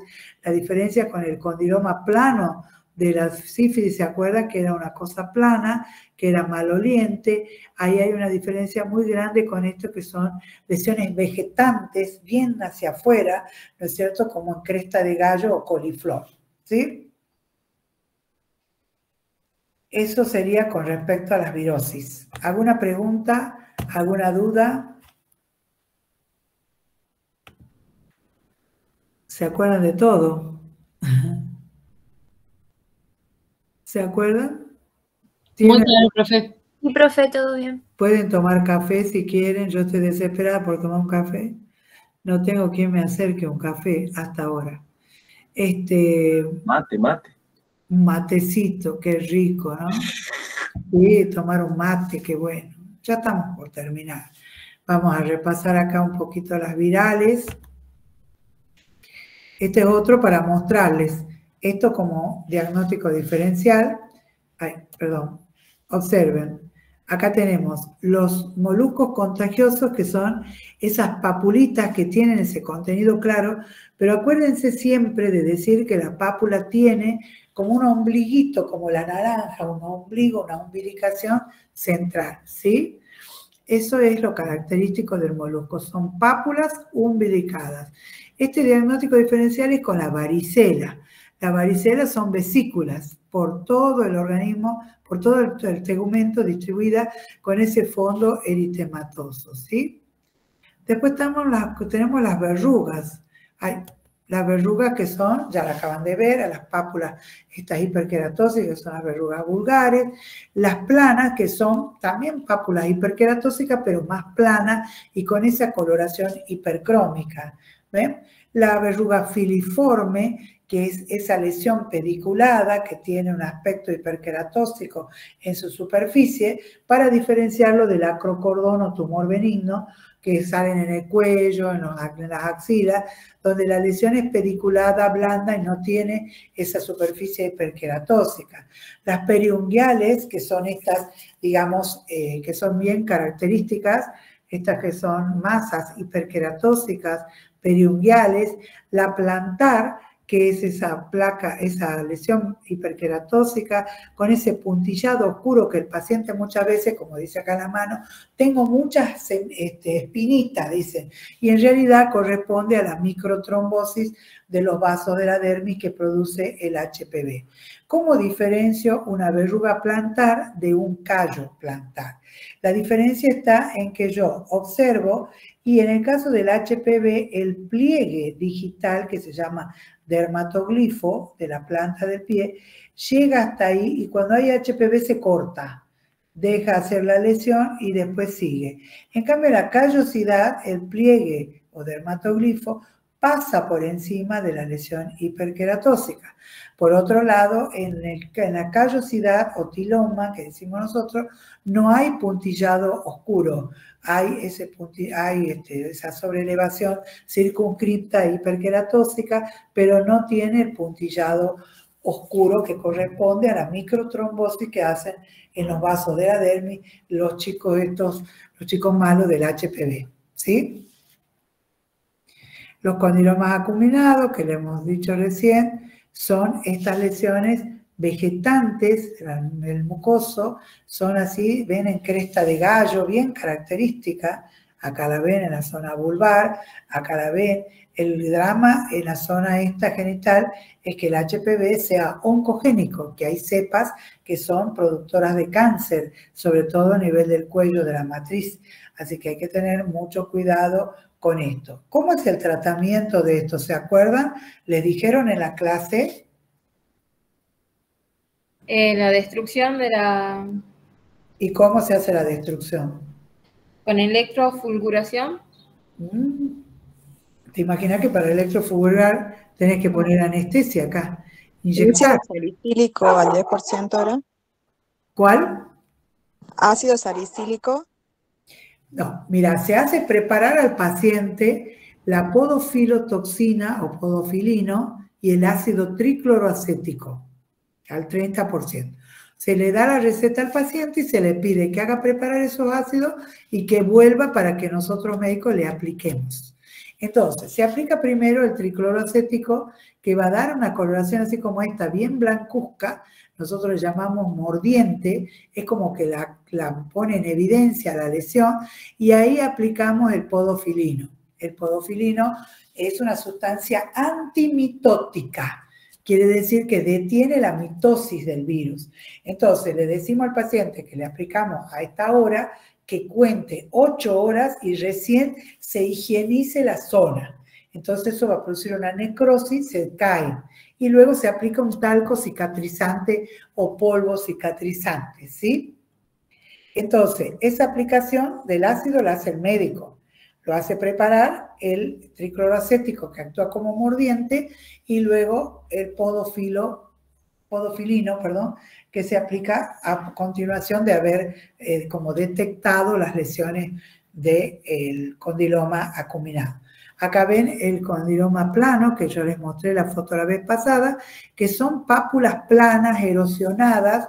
Hay total diferencia de uno con el otro, ¿no? Pero ese es el diagnóstico diferencial. Bueno, este es el herpes simple, que ustedes ya lo acaban de ver. Acá tiene la base eritematosa, las vesículas agrupadas en ramilletes, tanto en el labio, en la zona genital. Acá ya lo ven como resolviéndose en la zona nasal. Esto que es la zona perineal, fíjense, con lesiones dolorosas, porque son muy dolorosas, igual que en la zona vulvovaginal. Y acá sí les hago un alto para decirles respecto al tratamiento.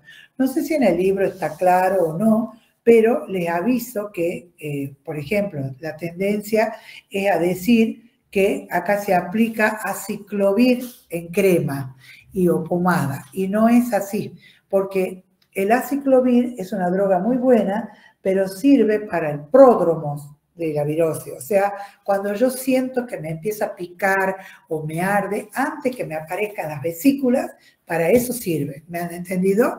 Entonces, porque trabaja sobre la replicación del virus. En este caso ya el virus vino y produjo la lesión y se volvió a guardar en un ganglio de la zona. Entonces ya no me sirve aplicar aciclovir. Lo que voy a aplicar es una crema antibiótica tópica para evitar que se agregue la bacteria, o sea, que se agregue el estrepto o el estafilococo. Y si son lesiones dolorosas o muy extendidas, o hace la forma que se llama recurrente, o sea, que va y vuelve, pasa un tiempo y le vuelve a salir, cuando le viene la menstruación, cuando se expone al sol, cuando está estresado, entonces sí damos aciclovir, pero por vía oral. ¿Está claro? El concepto ese es muy importante para que ustedes sepan y no vayan a decir en el examen aciclovir tópico, ¿no? Y le avisan a sus compañeros que no están, que tienen que decir aciclovir tópico, no, porque además la molécula es inestable. Ustedes abren el frasquito y en 2 minutos ya no sirve, si no lo ponen en la puerta de la heladera. Y la mayoría de que tienen herpes andan con el aciclovir en la mochila, en el bolsillo, entonces eso ya no sirve, pierde la eficacia cuando ustedes lo dejan sin cadena de frío. ¿Han entendido? Sí. Profe, ¿se puede usar el valaciclovir también? Exactamente. En el caso del herpes simple, por lo general no. Se usa solamente el aciclovir. En el caso de este muchacho, que es el herpes zóster, sí. ¿Por qué? Porque el aciclovir, el valaciclovir tiene una capacidad de disminuir el dolor. O sea, trabaja muy bien sobre el dolor. Por eso es que se lo usa. Es carísimo, te quiero decir. Es muy caro. Pero bueno, se lo usa por eso, para prevenir lo que sería la neuralgia postherpética. Entonces, se puede dar el valaciclovir, vienen dosis de 500, de 1 gramo, entonces se puede dar 500 cada 8, 1 gramo cada 12, o sea, múltiples dosis variantes de acuerdo a la intensidad del cuadro. Acuérdense de este que les mostró hace un rato, ¿no es cierto? O este, por ejemplo, acá miren las zonas así como necróticas, como si fuese, ven, el edema de párpado, como si fuese sospechoso de que hay una inmunosupresión, ¿ven? Lo mismo acá, no es el clásico de las vesículas, sino ven ampollas, como lesiones más extendidas, bien, como grande y todo, hay que pensar en una inmunosupresión. Lo mismo acá, lo mismo, pues el niño acá tiene las placas eritematosas y no se ven muy bien con el aumento, quizás, a ver, la vesícula, pero son pequeñas lesiones de pequeño tamaño agrupadas. Ven acá, son lesiones vesiculosas, algunas más grandes, como si fuese vesico ampollare. Esta es la señora que les decía que por supuesto tenía una neoplasia subyacente, ¿no? Como el chico del anterior que tenía SIDA o HIV.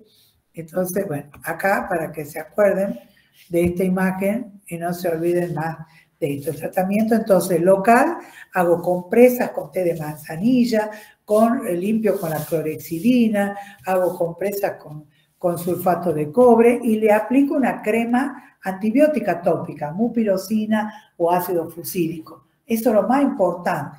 Y por vía sistémica les doy el valaciclovir, como decía su compañera recién, o también puedo dar el aciclovir, nada más que hay que ser más agresivo. El aciclovir 800, por ejemplo, cada 6 horas o cada 8 horas no más, como para que actúe rápidamente y disminuya la capacidad reproductiva del virus.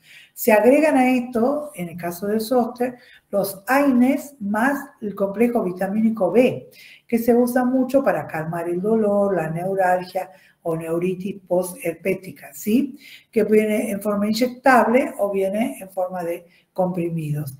Y acá tienen, esta forma atípica del zóster, que esto es sacado de un libro, pero miren cómo son las lesiones, son muy ampollares, hemorrágicas, muy extendidas, ¿se dan cuenta? Entonces eso tiene que hacernos sospechar de un herpes zóster atípico, como dice acá, ¿no es cierto? Con la idea de que esto puede ser un paciente HIV, un paciente con diabetes, un paciente con neoplasia, pero no se olviden de eso. Cuando las lesiones son más que vesículas, ampollas, son hemorrágicas, son muy extendidas, de tamaño grande, muy atípicas, entonces pensar en cualquiera de estas causas de inmunosupresión, ¿sí?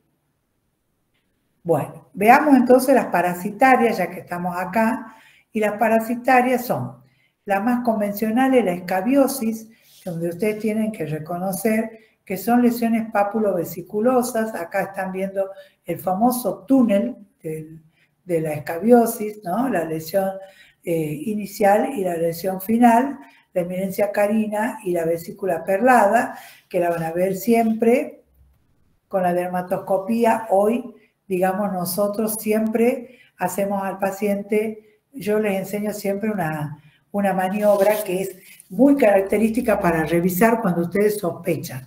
Porque la primera sospecha, el paciente le dice, me han salido unos granos y me pican mucho y no me dejan vivir. Entonces ustedes preguntan, ¿le pican más de noche o de día? Cuando dicen me pica más de noche, el prurito nocturno ya empieza a inclinar la balanza para el lado de la escabiosis. Y ustedes le preguntan, ¿hay alguien más que tenga lo mismo en la casa? Sí, la chiquita o el fulano, el vecino, la cuñada. Entonces ya empiezan a tener 2 cosas más a favor. Entonces, para examinar a este paciente y no olvidarse de ningún sector, ustedes tienen que decirle, primero, que extiendan las manos abriendo los dedos, separando los dedos. Y entonces ahí van a observar los espacios interdigitales si tienen lesiones y van a mirar los laterales del borde cubital sobre todo. Una vez que han hecho abrir eso, le hacen dar vuelta la mano para que puedan mirar las muñecas.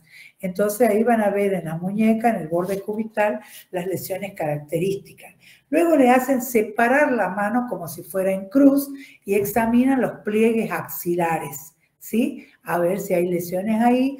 De paso, en la mujer, la zona periareolar, le preguntan si está puesta el corpiño o si le preguntan si puede permitirles ver el periareolar. Luego bajan hacia el abdomen y miran la zona de la cintura abdominal, tanto en el varón como en la mujer, donde van a ver, digamos, esas lesiones bien características pápulo-vesicocostrosas. En el varón van a preguntar si tiene alguna lesión en la zona genital, lo que se llama el chancro escabiótico, mal llamado así, porque en realidad esto no es una erosión. Ustedes ven, la lesión son pequeñas pápulas características de la escabiosis, ¿sí? En los bebés, las lesiones están en las palmas y en las plantas. Impresionante cómo tiene esa lesión y como el bebé no se puede rascar, frota una planta con la otra. Entonces lo van a ver como inquieto, en llanto fácil, etcétera, etcétera, ¿sí? Entonces, esto es la maniobra, como les acabo de decir. Manos abiertas, no manos arriba como dice el payaso, sino manos abiertas, vean los espacios interdigitales, giran la mano, ven el borde cubital, les hacen juntar las manos como si estuvieran por rezar y observan el borde cubital, le hacen abrir las manos para ver el pliegue axilar, la zona areolar, se van hacia la zona de cintura, pueden mirar o preguntar en la región glútea, en los bebés la zona palmoplantar, en los varones preguntar la zona del escroto, de la zona de pene, la zona de genital, digamos que es muy importante. Y finalmente la pediculosis, digamos que nosotros tenemos, es una pediculosis que tiene la presencia de esto, que son las liendres en la parte de inserción del pelo, ustedes lo están viendo, múltiples liendres, producen prurito que muchas veces dicen, no, me he hecho alergia la cadena, resulta que me pica mucho, y observe que son lesiones pápulo-costrosas sobre un fondo eritematoso, a veces lesiones muy costrosas, erosivas en el cuero cabelludo porque pica mucho.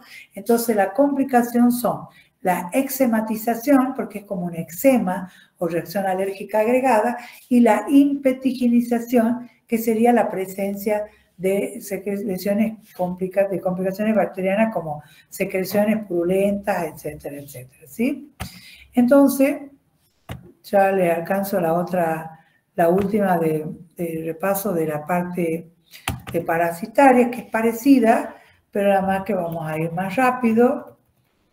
Y ahí ya analizamos los tratamientos, que es lo más importante que tienen que acordarse. Acá está. Esta es la característica, ¿ven? Separando las manos, ¿no es cierto? Ay, no encuentro la copita, ahí está. Separan las manos y observen en los espacios interdigitales las lesiones de la eminencia carina, la vesícula perlada, bien característico, ¿no? En los bordes cubitales, miren las lesiones, bien características también, sigue hacia la zona del borde cubital. Acá la zona de la cintura abdominal, fíjense, múltiples lesiones vesiculosas, costrosas, acá en los espacios interdigitales, lo mismo. En este señor, observen acá las lesiones pápulo-costrosas, bien características, con lesiones también en la zona periumbilical, de mucho prurito. El prurito es nocturno, que es lo más importante. Y acá tenemos la pediculosis, donde ven las múltiples liendres en esa zona, haciendo complicaciones bacterianas, como en este caso, ¿no es cierto? Escamocostras, costras melicéricas a veces. Acá ven el prurito retroauricular, acá es la zona donde siempre lo van a encontrar. Estas lesiones que son también el producto de la eczematización, que el paciente llega diciendo que le pica por la cadena, ¿lo ven? Le hemos dejado la cadena de gusto, diciendo, me parece que me hace mal la cadena. Cuando ustedes levantan este cuero cabelludo y examinan el área occipital o el área retroauricular, se encuentran con este acampamento de estas chiquitas liendres que están instaladas ahí junto al, digamos, al cuero cabelludo, ¿sí? Entonces, el tratamiento de la escabiosis, ¿se acuerdan la droga que se usa? Se usa permetrina, la permetrina, 5%. La permetrina al 5%, muy bien. Que en general viene en forma de crema, ¿verdad? Sí. Conviene darla como crema y no como loción, que a veces los hospitales la tienen preparada como loción. ¿Por qué? Porque justamente la loción, al tener un principio, un vehículo alcohólico, le puede dar más irritación a la piel.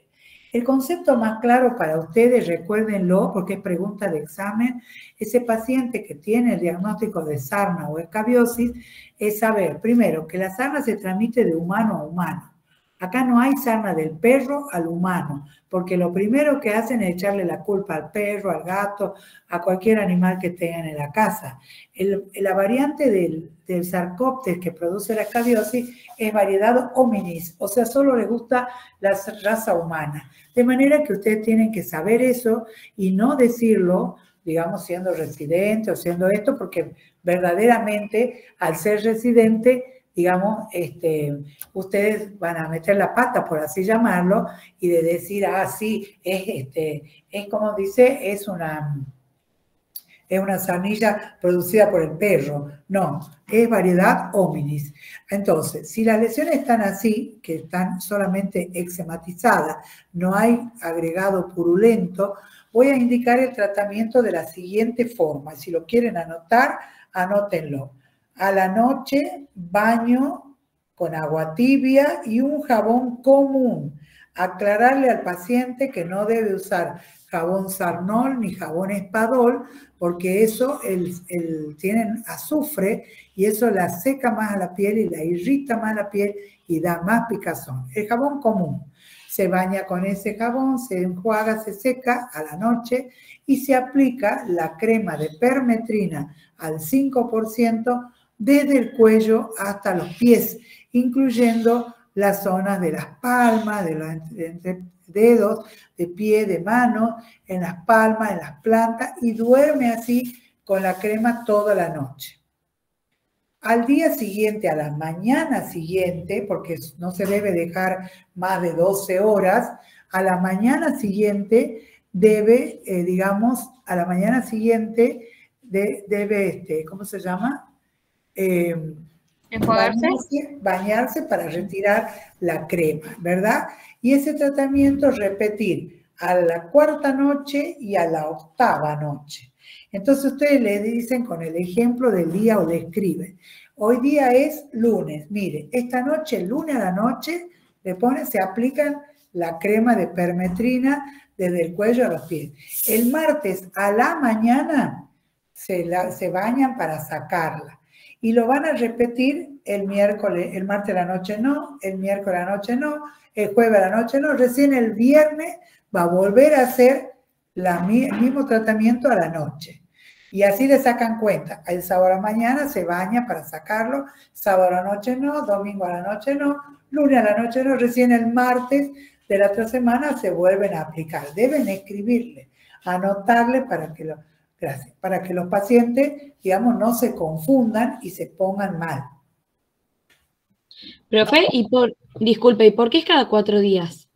Porque responde al ciclo del parásito. Vos que has rendido parasitología, te debes acordar que el Sarcoptes tiene un periodo de, digamos, de cópula adentro de la piel, hace el túnel subcórneo y sube hacia arriba a depositar el huevo, a dejar la ninfa, que se transforma en larva ninfa, ¿te acuerdas? Y luego vuelve a ingresar. Y ese ciclo se hace siempre en el primero, en el cuarto y en el octavo día. Se hace cada 4 días, claro, en realidad. Por eso es la aplicación. Ahora, esta forma eczematizada requiere que yo saque la alergización que ha producido la presencia del Sarcoptes.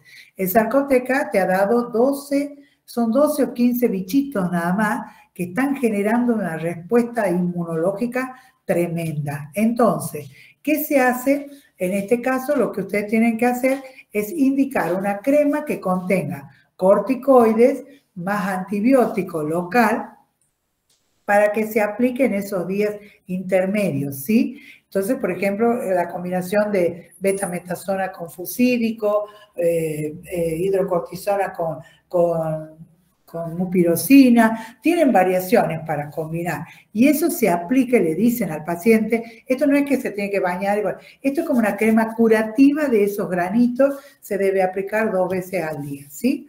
Entonces, en esos días intermedios, sí o sí, el paciente debe tomar un antihistamínico para calmar la picazón, porque si no, si se sigue rascando, va a ser lo que se llama la impetigenización, que es la complicación más frecuente.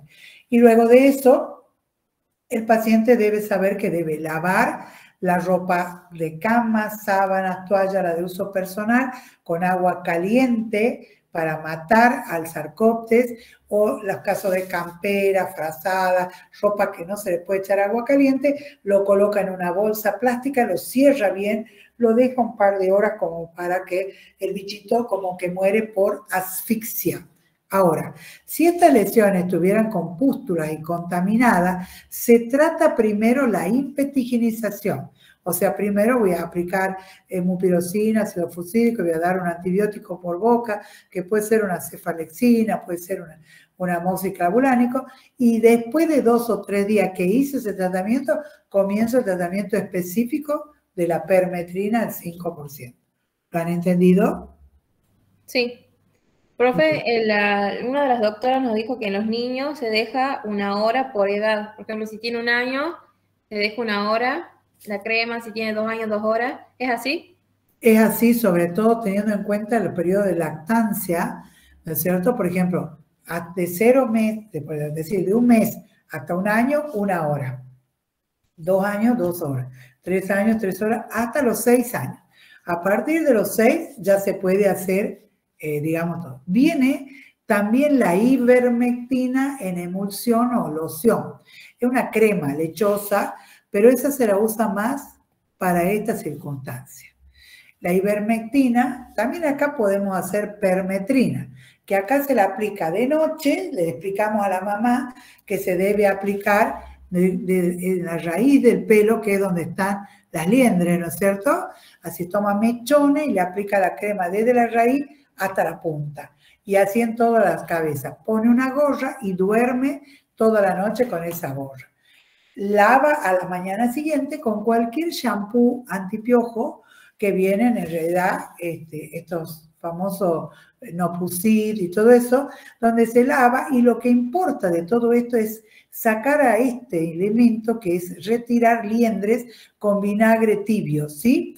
Entonces, hay que ser claros con la mamá que hay que desinfectar, ¿cómo se llama? Peines, cepillos, coleros, los ositos de peluche, si tienen auriculares con alguna gomita adentro, porque ahí es donde se queda. El piojo vive 12 horas en el agua de las piletas de natación, que eso me generó a mí muchísimos problemas, porque no los dejaba entrar a chicos de alta gama, digamos, de altas clases sociales, porque estaban llenos de piojos, llenos de liendres. Entonces no los dejaba entrar, excepto que vayan con la gorra puesta, y que yo tenía que ver la gorra y entrar y estar controlando que no se le salga la gorra en la pileta, ¿no? Porque el piojo vive 12 horas en el agua de pileta, ¿sí? Entonces acuérdense de eso, porque es sumamente contagioso. Ahora, la aplicación de la permetrina en la pediculosis, ¿cada cuánto se hace? Cada 7 días. Muy bien, porque es el ciclo del parásito. Sí.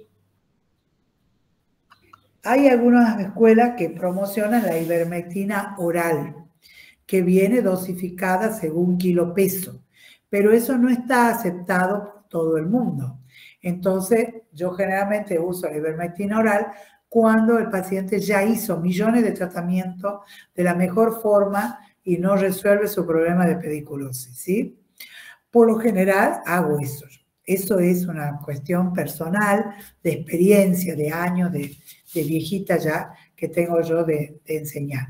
Para estos casos de eczematización de la pediculosis, también puedo indicar esa crema que contiene corticoide con algún antibiótico.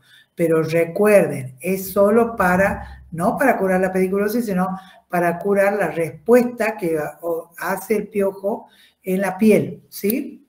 Para aplicarlo en lugares de piel donde está produciendo mucho prurito. Muy bien, creo que eso ha sido todo. No sé si tienen alguna pregunta, alguna duda.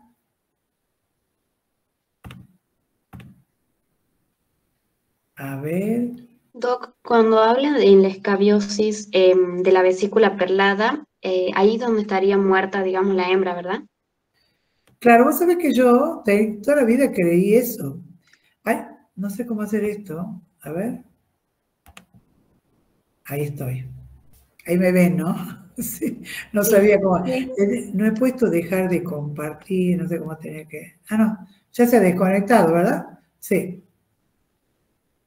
Cancelar. Muy bien. Sí, ahí está dividido porque algunos dicen que la vesícula perlada es la parte de introducción del parásito y que la eminencia carina es la muerte del parásito al final de la trayectoria. Hoy con la dermatoscopía, que es un aparatito divino, que vos lo podés mirar así directamente a la lesión, le ves las patitas al ácaro y ya ves si acá hay una escabiosis, ¿sí? Entonces ya no se preguntan, pero bueno, el libro dice, creo que dice la vesícula perlada, la eminencia carínea y el surco, dice, ¿no? Creo que está escrito en el libro. Sí, Las tres lesiones. ¿Y el libro qué dice, Melissa? Dice, la eminencia carina es la entrada y la vesícula perlada es el trayecto final. ¿Qué dice? Dice que la vesícula perlada es donde estaría, digamos, la hembra cuando muere. O sea, Y que el surco, el final, claro, es el final. Bien. Sí. La eminencia carina sería la entrada, cuando empieza, Claro. cuando se introduce. Bueno, ha quedado más clara ahí, ¿no es cierto? Sí, sí, sí. Gracias, doctor. No, por favor, gracias a ustedes. Bueno, creo que ha quedado más o menos claro. Espero que les vaya bien en el parcial.